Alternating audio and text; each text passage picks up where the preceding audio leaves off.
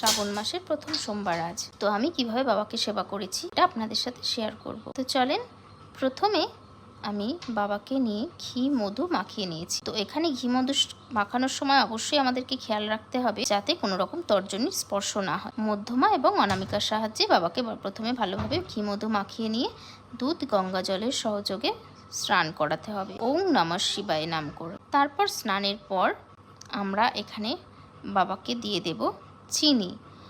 তো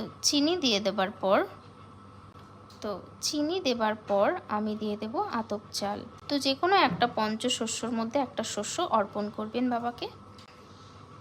তারপর আমি বাবাকে ভালো করে মুছিয়ে নিয়ে এখানে আকন্দ ধূত্র কলকে ফুল সহযোগে ভালো করে সাজিয়ে নেব।